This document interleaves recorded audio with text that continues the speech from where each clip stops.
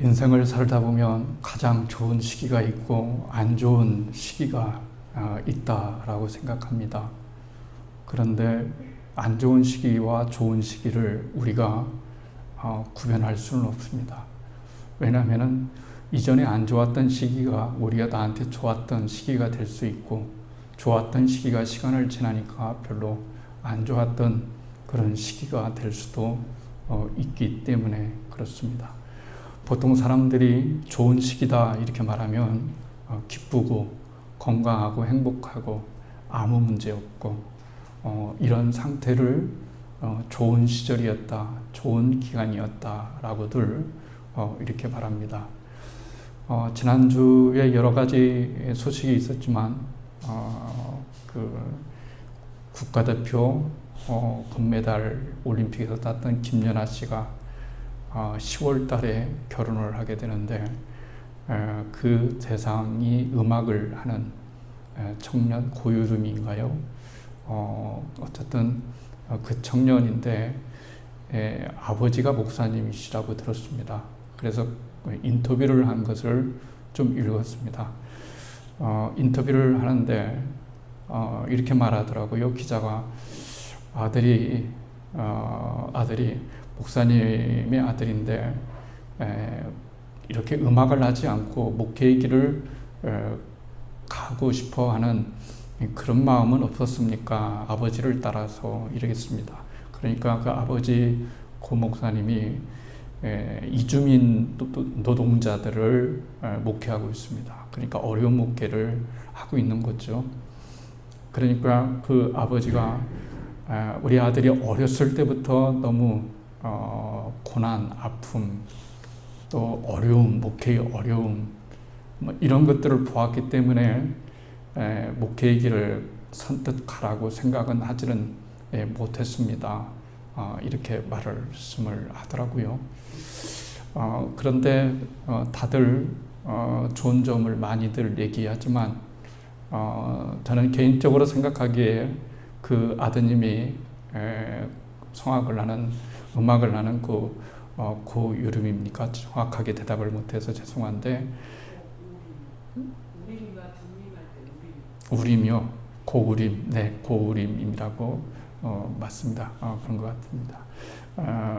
그 고우림 씨가 이렇게 자라왔던 배경을 보면은 어렸을 때 우리는 왜 이렇게 가난함만 하고 힘들고 어려움만 되었을까라고 이렇게 생각을 했지만, 막상 어른이 되었을 때는 남들이 갖지 못하는 그런 자생력과 그리고 어떤 힘이 그 안에 축적되어지고 자라지고 또 만들어졌기 때문에 그 과거에 어렸을 때 힘들었던 그 삶이, 광야에 같은 그 삶이 꼭 어려움이라고만 생각을 한다고 생각지는 않습니다. 어렸을 때는 이게 너무 힘들다라고 생각했지만 커보고 나면은 그 시절이 나를 만들어 주었구나 라고도 얼마든지 생각할 수 있는 그런 길이기 때문에 그렇습니다. 성경에 좋아하는 인물들이 많이 있다고 말씀을 드렸습니다. 다 좋아하죠. 그 중에 대단한 인물은 뭐니 해도 예수님을 빼놓고는 다윗이라고 이렇게 말할 수가 있습니다. 다윗이 가지고 있는 영성 때문에 그렇습니다. 그가 인간적으로 또 약점도 많이 있지만, 그러나 그가 우리들에게 보여주었던 하나님에 대한 사랑과 또 그가 가지고 있던 신앙의 본질을 우리에게 말해 줬을 때 우리는 얼마든지 함께 공감할 수 있는 그런 여지를 이 다윗에게서 발견할 수가 있기 때문에 그렇습니다. 아까 말씀을 드렸던 것처럼 그렇습니다. 오늘 본문은 신명기 1장 우리가 31절을 읽었습니다. 31절을 읽었는데 여기에 내용이 신명기는 말씀을 드린 것처럼 모세의 마지막 고별 설교입니다. 모세가 죽기 전에 이스라엘 백성들을 앞에서 설교한 겁니다. 그러니까 40년 동안의 엑기스를 짜서 설교했던 내용이라고 말할 수가 있습니다. 그런데 이스라엘 백성들이 이해하지 못할 말씀을 첫 번째부터 합니다. 너희들이 광야 40년 동안을 힘들다, 어렵다, 고통스럽다, 아프다, 견디기 힘들다, 왜 우리를 이런 고통에 몰아넣었느냐, 너무나 고통스럽다라고 얘기를 했지만, 그러나 하나님은 너희를 안고서 너희들을 안으사, 하나님은 너희들을 안으셔서 이 광야의 길을 통과하시게 하였다. 굉장히 영적인 말을 하고 있습니다. 이스라엘 입장에서 보면은 정말 우리가 하나님이 우리를 안으셨나? 하나님 보지도 못했는데 하나님이 어떻게 우리를 안으셔서 여기까지 왔단 말인가? 라고 이렇게 하겠지만 모세의 신앙의 눈, 영적인 눈으로 바라다 보면은 그건 분명히 하나님께서 여러분들을 안으셔서 여기까지 오게 한 겁니다. 라고 이렇게 풀이를 했어요. 그럼 왜 이렇게 다를까요? 이스라엘 백성은 못 느끼는 것을 왜 모세는 느낄 수 있을까요? 아이러니하게도 모세는 광야의 생활을 80년을 했기 때문에 그렇습니다. 훈련을 40년을 하고 이스라엘 백성들을 40년을 인도한 이 광야의 세월이 있었기 때문에 하나님께서 이스라엘 백성들이 불평, 불만, 원망, 아픔 이런 것들을 토론할 때마다 그럼에도 불구하고 하나님은 너희들을 안으셨다, 품으셨다. 그리고 아기를 안는 것처럼 위험 가운데서 너희들을 돌봐주시고 또 키워주신 분이 바로 너희의 하나님이다 라고 하는 것을 이렇게 말씀해 주고 있습니다. 휴가철이 되었습니다. 저마다 휴가를 다녀옵니다. 여행도 다녀올 수 있습니다. 그런데 여행을 다녀오면은 더 피곤할 수도 있습니다. 또 여독이라고 하죠. 뭔가 모르게 가서 많이 보고 많이 또 여러 음식을 먹고 그렇게 왔는데도 여전히 피곤한 감을 느낄 수도 있습니다. 요즘은 많은 사람들이 좋은 곳에서 가서 휴가를 많이 보냅니다. 그런데 만약에 예전에는 저도 그런 걸 못 느꼈는데요. 만약에 휴가를 준다고 한다면 갈 수 있는 그런 길을 열어주신다면 광야를 한번 가보고 싶다 이런 생각을 했습니다. 특별히 이스라엘 백성들이 있었던 광야, 그리고 다윗이 숨어 지냈던 광야, 이 광야를 한번 가보고 싶다는 생각이 듭니다. 광야는 두 얼굴을 가지고 있습니다. 굉장히 조용하고 적막감이 있고 평화롭고 그리고 굉장히 고요하지만 갑자기 폭풍우가 몰아칠 수도 있고요. 그리고 사나운 짐승들이 공격해 올 때도 가끔가다 계속해서 있는 것이 아니라 가끔가다 있게 되는 것을 보게 됩니다. 그래서 많은 사람들이 광야를 신비의 세계처럼 여기지만 두려워하기도 합니다. 갈 수 없는 곳, 살 수 없는 곳 그렇습니다. 그러나 수도사들이 영성을 훈련할 때 가장 찾는 곳이 또한 광야이기도 합니다. 인생은 그런 보이는 광야도 있지만 인생은 보이지 않는 광야도 있다는 것을 우리들에게 상징적으로 말씀을 해주시고 있는 것을 알 수가 있습니다. 하나님께서 이스라엘 백성을 광야로 몰으셨습니다. 왜 광야로 몰으셨을까 하는 것은 이미 우리가 어느 정도 알고 있습니다. 그런데 세월이 지나서 다윗이라고 하는 사람이 광야를 들어가게 되었습니다. 처음부터 광야를 좋아했던 사람은 없습니다. 막상 자기가 들어가고 싶어서 들어간 것이 아닙니다. 그냥 떨려서 밀려서 들어간 것이 광야였습니다. 갈 수 있는 곳이 없었기 때문에 살겠다고 들어간 것이 광야였습니다. 그런데 놀랍게도 이 광야에서 다윗은 굉장한 것을 체험하게 됩니다. 광야를 내가 잘못 이해하고 있었구나. 광야하면 무서운 곳, 살 수 없는 곳, 적막한 곳, 위험한 곳이라고 생각했는데 거꾸로 사람의 발이 닿지 않는 이 광야야말로 하나님께서 자신을 보여주시는, 하나님께서 천명하게 내가 여기 있다라고 보여주시고 말씀하시는 그곳이 광야다라고 하는 사실을 깨닫게 되는 것이 바로 다윗의 신앙의 강점이었습니다.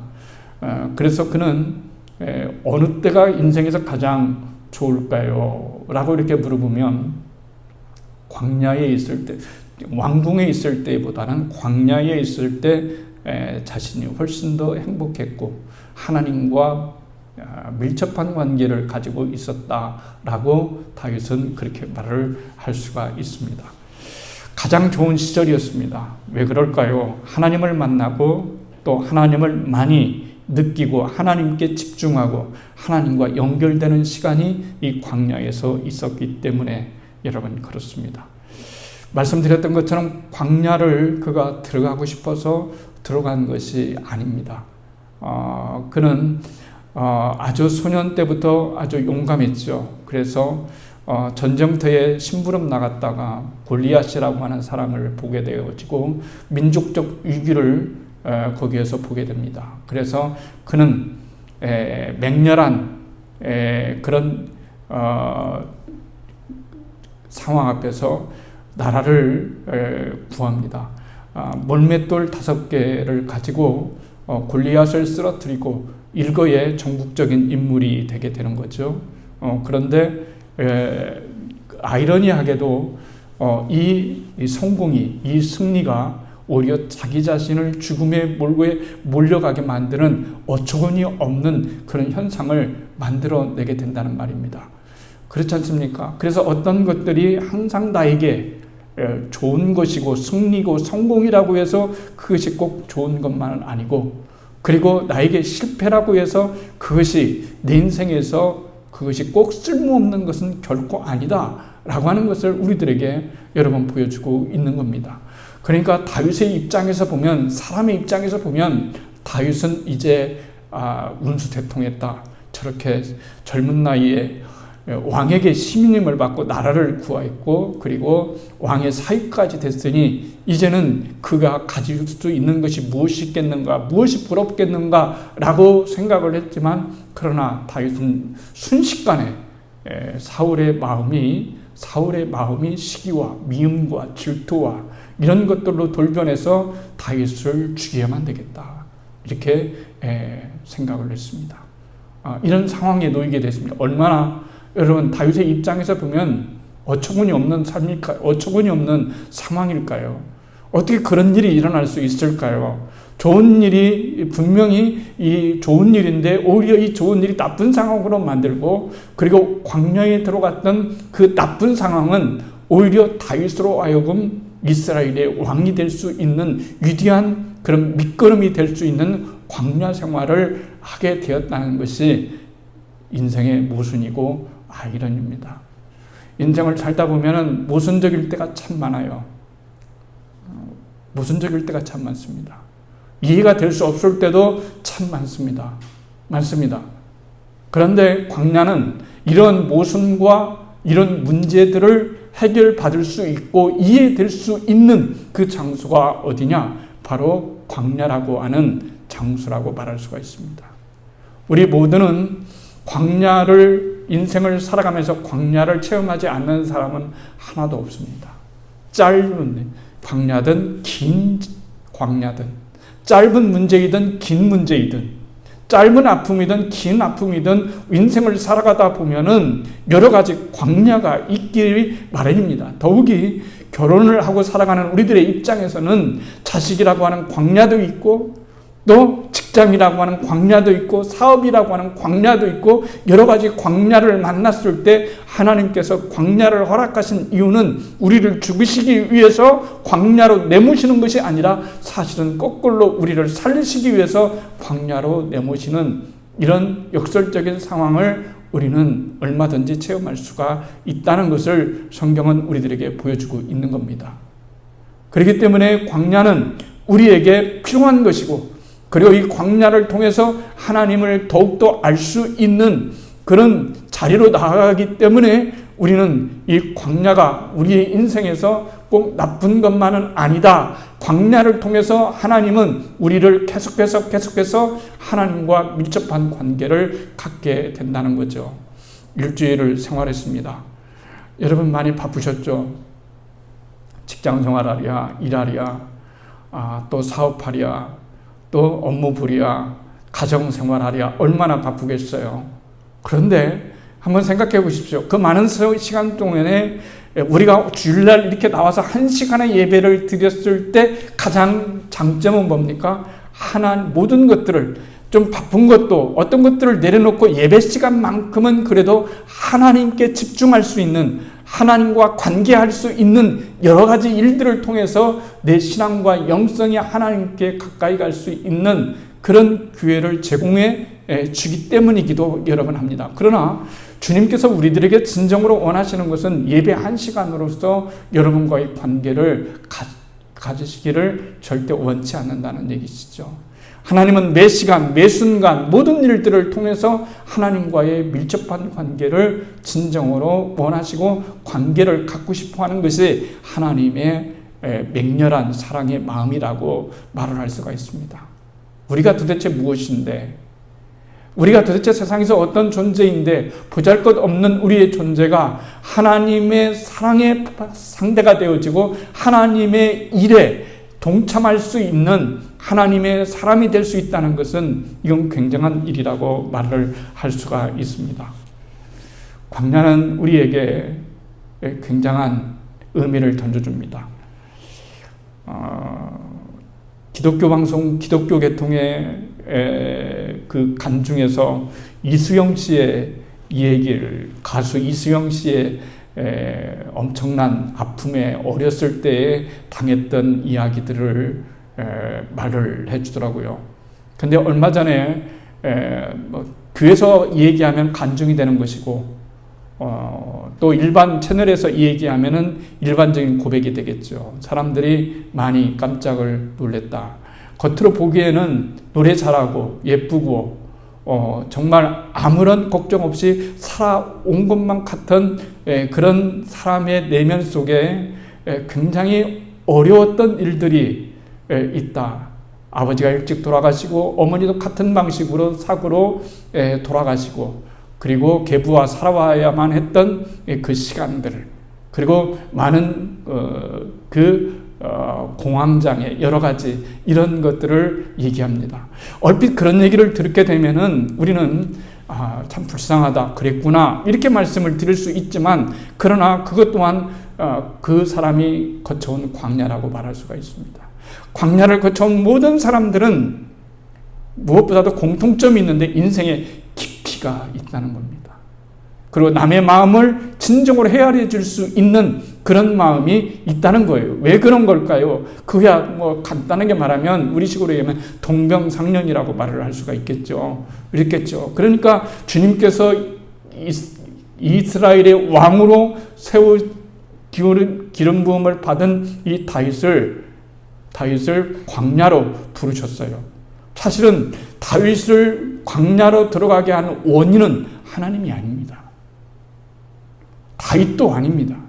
누가 광야로 다윗을 몰아냈을까요? 그 원인이 어디 있을까요? 그 시간이, 광야의 시간을 보내야만 했던 원인은 어디에 있을까요? 사실은 사울에게 있습니다. 사울이 그를 광야로 밀쳤습니다. 근데 놀라운 사실은 하나님께서, 원인은 사울이 제공을 했지만 하나님께서 이 상황을 하나님께서 멋지게 다윗의 인생으로 하여금 다시는 사울처럼 실패하지 않는 그런 인생으로 만드시는데 하나님은 적절하게 이 광야를 사용했다는 것입니다. 광야는 그래서 언제나 내게 있어서 고통이고 아픔이지만, 그러나 그것을 통해서 내 영혼이 성장하고 하나님을 의지할 수 있는 법을 배우고 하나님을 사랑할 수 있는 그런 법을 배우게 되는 겁니다. 만약에 하나님께서 다윗을 수술하지 않았다면 고통과 고난과 아픔과 광야라고 하는 세상 속에서 그 속에서 하나님이 영적으로 다윗을 수술하지 않았다면 다윗은 제2의 사울이 될 확률이 많은 그런 위험성이 있었기 때문에 그런 겁니다. 나는 절대로 사울과 같은 인생은 안 살 거야. 나는 절대로 사울과 같은 사람은 안 될 거야 라고 이렇게 장담할 수 있는 사람이 몇 명이나 있을까요? 인생은 장담할 수 없습니다. 내가 아무리 힘을 가지고 내가 이렇게 살아가야지 결심을 하지만 곧 무너뜨려져 버리고 그 결심에서 흐트러져 버리는 내 자신을 바라보면서 얼마나 낙심천만하게 생활할 수가 있을까요? 생각할 수가 있을까요? 그때마다 하나님께서는 우리들을 보시면서 내가 너를 절대로 내가 너를 놓지 않고 내가 광야의 길을 가든 어디를 가든지 간에 내가 너를 안고 그 광야의 길을 걸었다라고 하는 사실에 우리는 신앙의 눈을 뜰 필요가 있습니다. 아, 그렇구나. 그때는 나 혼자라고 생각했는데, 그때는 나 혼자 외롭다라고 생각했는데, 그때는 나 혼자 광야를 걷는 거라고 생각했는데 아니라 하나님 아버지께서 나를 안으시고 그 순간순간마다 하나님께서 피할 길을 주시고 또 이겨낼 길을 주시고 또 승리할 길을 주시어서 오늘 내가 이렇게 만들어졌다고 하는 것이 다윗의 고백이라고 말을 할 수가 있습니다. 그렇습니다. 다윗도 광야에 들어갔고 사울도 광야에 들어갔습니다. 다윗은 진짜 광야에 들어간 것이고 사울은 인생의 길에서 자기 스스로가 만든 광야에 들어간 겁니다. 그렇죠? 똑같은 광야에 들어갔어요. 사울도 광야에 들어갔습니다. 어떤 광야에 들어갔을까요? 시기, 질투, 미움, 중호, 죽임, 이런 마음의 광야들이 여러분 그를 엄습했습니다. 광야에 들어갔어요. 몸은 왕궁에 사는데 마음은 광야입니다. 반대로 다윗은 몸은 광야인데 삶은 하나님이 주시는 평강입니다. 은혜입니다. 왜 이렇게 다를 수가 있을까요? 그것은 광야를 대하는 태도가 너무너무나 달랐기 때문에 여러분이 그렇습니다. 다윗은 피난처라고 하는 것을 몰랐어요. 피난처, 사전을 펴보면은 피난처, 도망을 가거나 쫓겼을 때 숨는 곳, 뭐 이런 사전이 있죠. 옛날에는 사전이 있었습니다. 특공사. 지금은 사전이 있을 필요가 없죠. 요즘은 뭐 핸드폰에 다 나와 있으니까. 그런데 다윗이 피난처라고 하는, 하나님은 나의 피난처다라고 이렇게 얘기하잖아요. 여러분도 얘기할 수 있습니다. 저도 얘기할 수 있습니다. 하나님은 나의 피난처십니다. 내가 고통의 순간에, 내가 아픔의 순간에, 내가 도무지 해결할 수 없는 이런 문제의 순간에 내가 피할 수 있는 유일한 길은 하나님입니다. 라고 이렇게 고백하는 것과 다윗이 광야에 들어가서 정말로 이 광야 속에서 살아보니까 피난처가 도대체 무엇을 의미하는지, 하나님이 나의 피난처가 되신다는 것이 무엇을 의미하는지를 가장 정확하게 설명해 준 사전이 바로 광야예요. 광야는 피난처가 무엇인지를 너무너무 자세하게 설명해 준 그런 사전과 같은 역할을 했습니다. 이것이 굉장히 중요한 일이라고 말을 할 수가 있죠. 하나님은 나의 피난처시다. 내가 어떤 순간에도 숨을 수 있고 또 어떤 순간에도 내가 진정으로 하나님의 은혜를 배울 수 있는 곳, 그것이 바로 광야예요. 광야에서 그는 많은 것을 깨우쳤습니다. 광야에서 그는 많은 마음들이 부서졌습니다. 그렇지만 하나님을 진정으로 의지할 수 있는 방법과 하나님을 섬기는 것이 무엇인가, 경건이라고 하는 것이 무엇인가, 거룩이라고 하는 것이 무엇인가를 그는 진정으로 깨닫게 된 것이 어디냐면 광야입니다. 광야입니다. 광야에 들어가지 않았다면 다윗은 아마 사울을 죽였을지도 모르겠습니다. 정당방위라고 말하면서 사울의 방식으로 똑같이 그랬을지도 모릅니다. 그러나 광야에 들어가서 그는 진정으로 인생의 참 의미, 생명의 고귀함, 하나님과 함께 한다는 것, 이런 것들을 진정으로 배울 수 있었기 때문에 그는 이스라엘의 위대한 왕이 될 수가 있었던 겁니다. 누구도 광야 없이는 광야라고 하는 삶의 그 없이는 더욱더 성숙해질 수 없고 하나님 앞에 깊이 나아갈 수가 없습니다. 광야는 그래서 축복입니다. 많은 사람들이 왜 나에게 광야가 필요할까요? 하나님, 더 이상 저는 광야가 없는 인생 살고 싶어요 라고 이렇게 말을 하겠지만, 그러나 하나님은 우리의 인생에 광야를 허락해 주시고 그 광야 속에서 계속해서 단련이 되어서 진정으로 하나님께서 나의 진정한 피난처시고 이루자시고 격려자시고 승리자라고 하는 사실을 마침내 진심으로 고백하고 그렇게 살게 하시고 승리케 하시는 하나님의 놀라운 품이 광야에 있다는 겁니다. 그래서 광야는 하나님의 소리가 들리는 곳입니다. 가장 간절하게 하나님을 찾는 곳이 광야입니다. 이 광야를 통해서 우리는 인생이 무엇인가를 배우게 되고 하나님이 정말 우리들에게 원하시는 것이 무엇인가를 진정으로 배우게 됩니다. 여러분이 아무리 우리가 좋은 곳에 머물고 있다 하더라도 하나님과 단절된다면 아무런 의미가 없습니다. 그러나 광야에 들어섰다 할지라도 하나님과의 관계가 깊이 맺어진다면 그 광야는 진정한 축복이 될 수 있기 때문에 그렇습니다. 오늘 모세는 이렇게 많은 백성들 앞에 자신의 마지막 설교를 시작합니다. 광야에서도 너희가 당하였거니와 사람이 자기 아들을 아는 것 같이 너희 하나님 여호와께서 너희가 걸어온 길에서 너희를 아느사 이곳까지 이루게 하셨느니라. 여러분은 몰랐지만 모세는 말하는 거예요. 여러분이 그렇게 힘들다고, 너무너무 고통스럽다고, 왜 이렇게 나만 이런 힘든 것을 안고 살아가야 되냐고 생각한 그때에 하나님께서 여러분을 안으셨다는 겁니다.